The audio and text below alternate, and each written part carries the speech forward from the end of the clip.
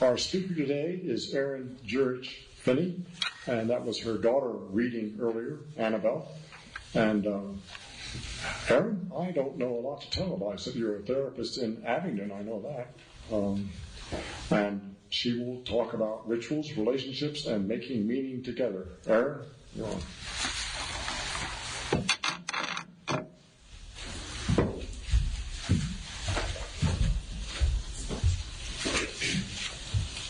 Good morning, everybody, and happy Saturnalia. So, as Terry said, I'm Erin Finney, and so today I have an odd sort of holiday rituals talk for you. I promise I'll tie it all together by the end of the talk. So, when I first agreed to speak, I figured the timing of my talk would necessarily have something to do with the holiday season. I started thinking about beloved rituals and traditions from my own family and what they meant to me. And then I remembered an article I came across recently about how rituals play a large part in healthcare and even in how placebos work. It was an article in Reader's Digest, a magazine I put in my waiting room. Sometimes there are articles that catch my eye and I find myself stopping to skim them. This article was by Robert Siegel and was called The Power of Fake Pills and described how Dr. Ted Kapchuk, founder of Harvard's program in placebo studies and therapeutic encounter, started on a path that eventually led him from practicing Chinese medicine and acupuncture to investigating it, and then finally to investigating the placebo effect itself. He tried to reconcile his own successes as an acupuncturist with his colleagues' complaints about the lack of hard scientific evidence. This led him to wonder, if the medical community assumes that Chinese medicine is just a placebo, why don't we examine this phenomenon more deeply? By clinical standards, if a drug or procedure doesn't outperform the placebo, it is considered ineffective. Right? However, Kapchuk was struck by the fact that patients in the sham acupuncture treatment group were actually getting better. In another study, prescription pain medications lost half their effectiveness when the patient did not know that he or she had just been given a painkiller. Right? So, if they're sitting in the hospital room and, they suddenly get a dose of pain medication, but they don't know it, it's not quite as effective as if a doctor says, here's your pain medication. Don't you feel better now? Kapchuk started to wonder what exactly was placebo. Kapchuk and his colleagues eventually found that the placebo effect is not a single phenomenon, but rather a group of interrelated mechanisms. It's triggered by the symbols and rituals of healthcare itself, everything from the prick of an injection to the sight of a person in a lab coat. The term placebo refers to a fake pill or procedure that is passed off as a real one, usually for the purposes of having a control group in your research study. Siegel writes, by definition, a placebo is a deception, a lie, but doctors have been handing them out for centuries and patients have been getting better. Whether through the power of belief or suggestion, no one's exactly sure. End quote. He continues, open quote, one of the key elements of the placebo effect is the way our expectations shape our experience. Even open-label placebos, right? Here, this is a placebo. It will help you, right? Even when people know it's a placebo, they've still shown some encouraging results for conditions such as irritable bowel syndrome, chronic lower back pain, migraine, and fatigue caused by cancer treatment. There is a powerful effect when a suffering patient presents themselves in good faith to a compassionate caregiver.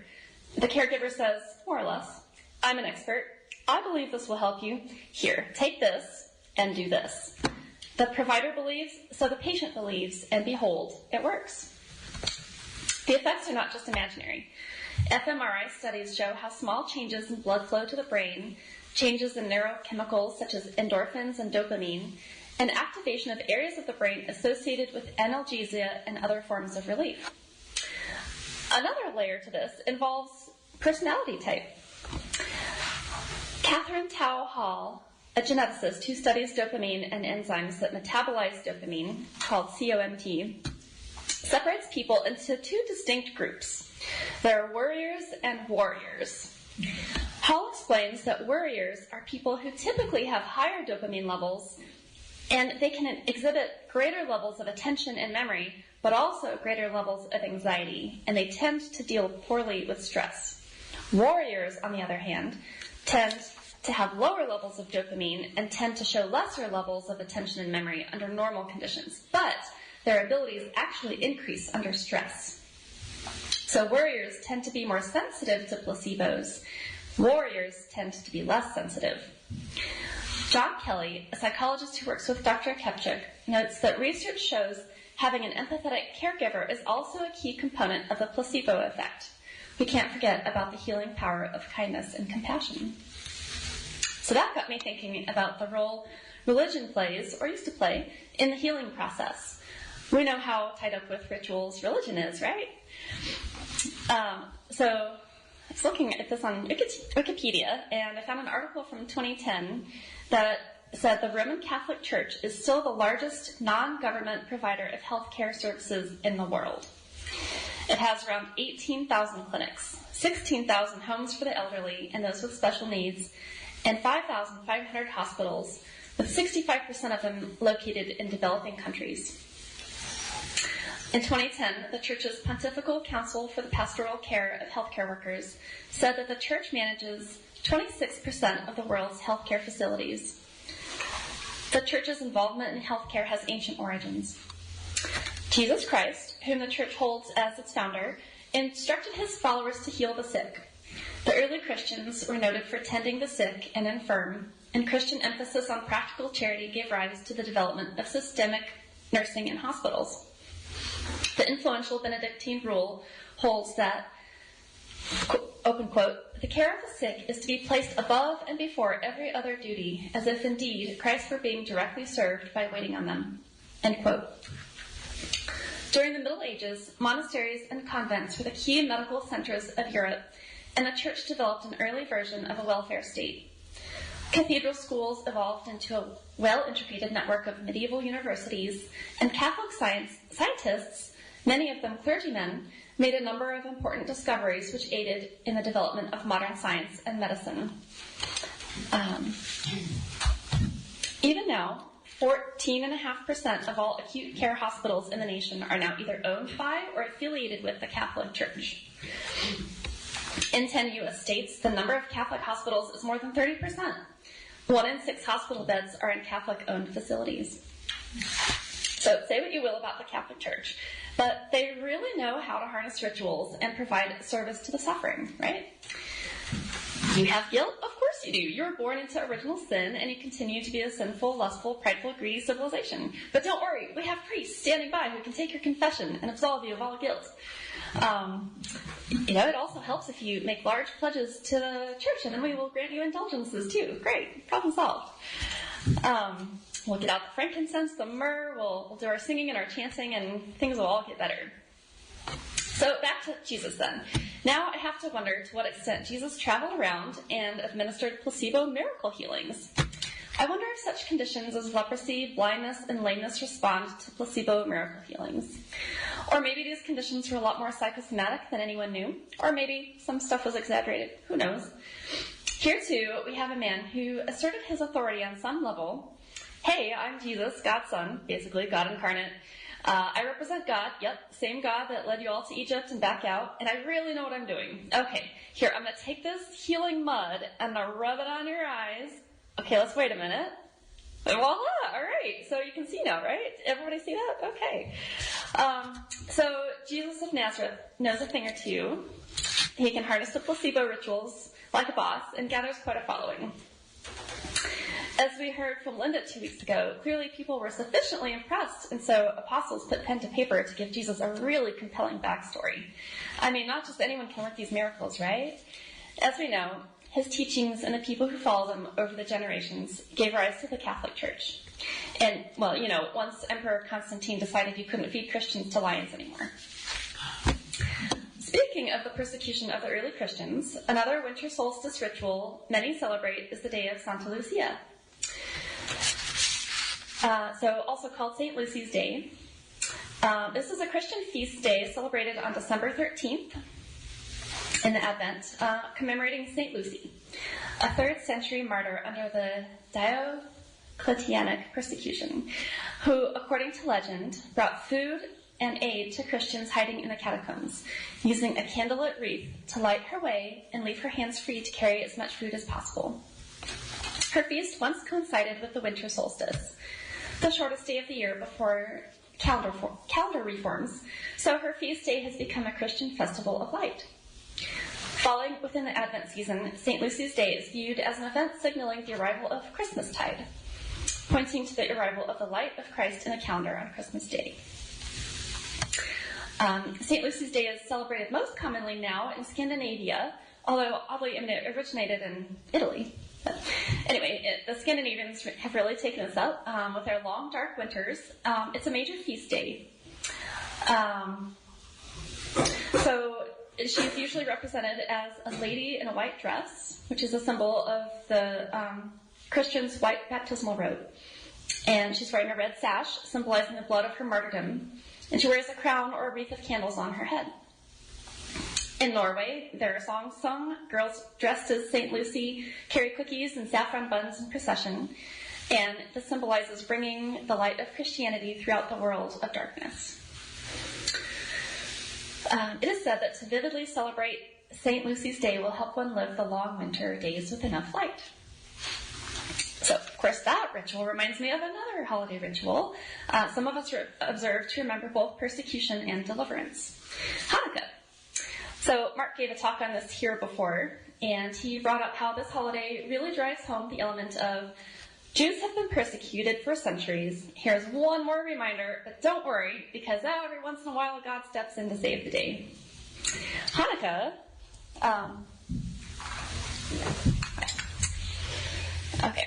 so menorah. Hanukkah is a Jewish festival commemorating the rededication of the Second Temple in Jerusalem at the time of the Maccabean revolt against the Seleucid Empire.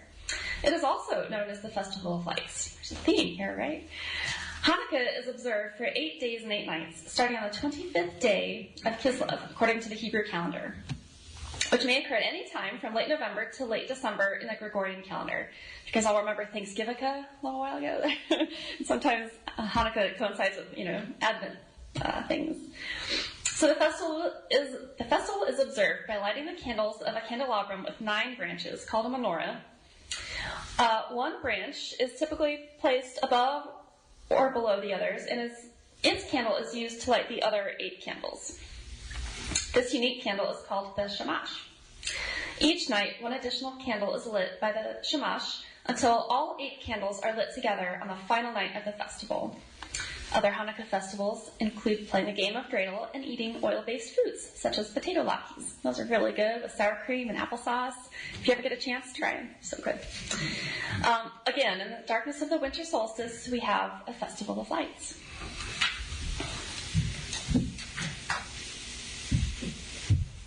So, what else did we have in Europe before Christianity? The Holy Roman Empire took,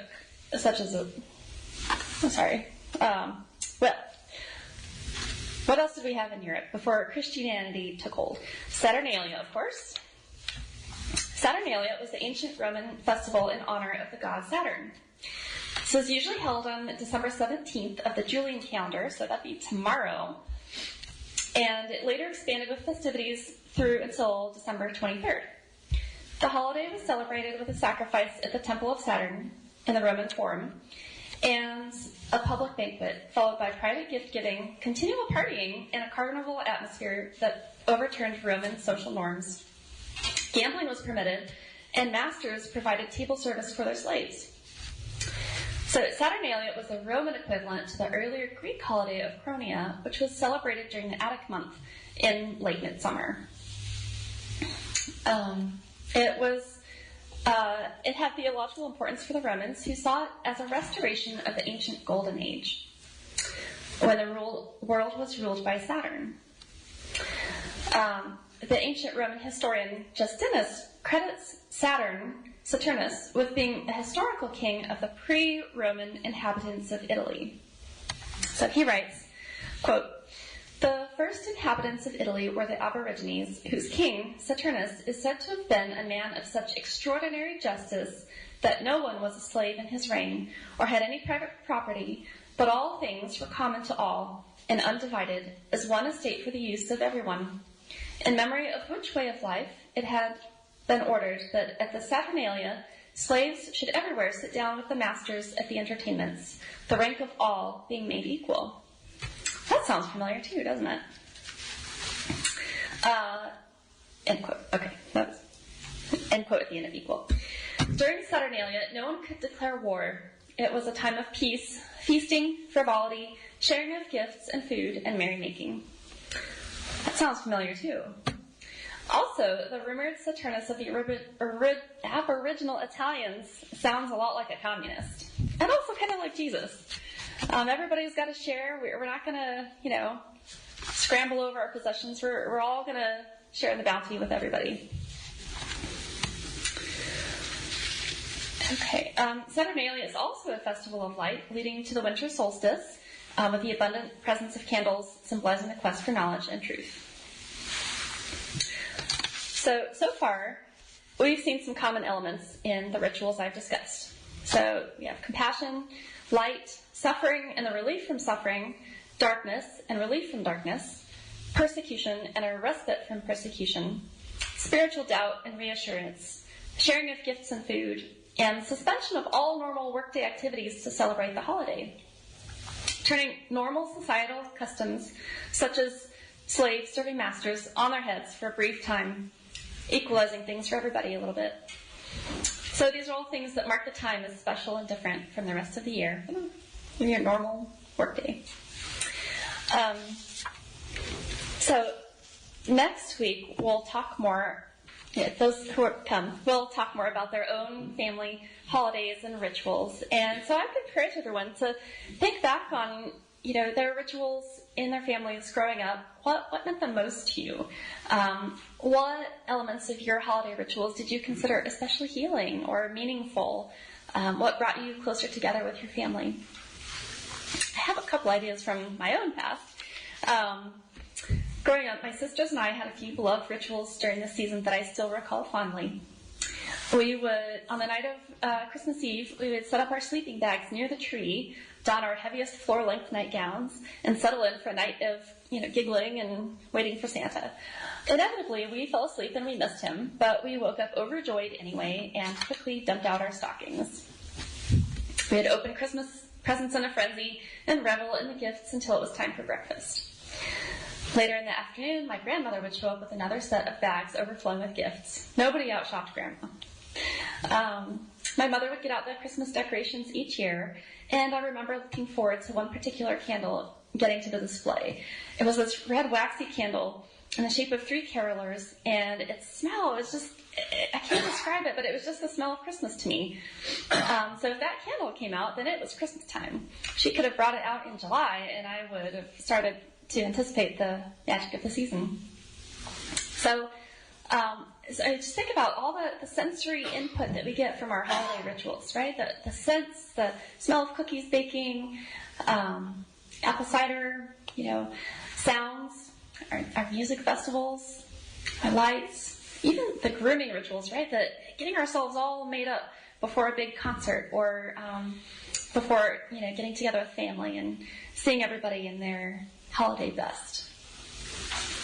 So I wonder if these rituals of light that coincide with the longest and darkest nights of the year serve as a sort of spiritual placebo, reassuring us that spring will follow winter, reassuring us that the light in each of us is still present, though there be cold and dark and hunger, persecution, enslavement.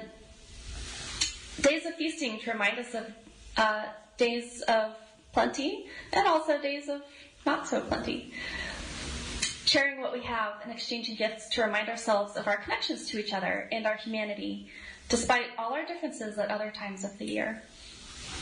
So I'll finish with a quote from the UUA website.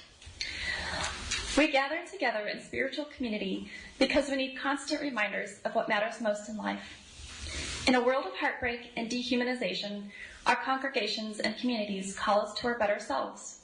We learn to live with more wisdom, more connection, and more compassion.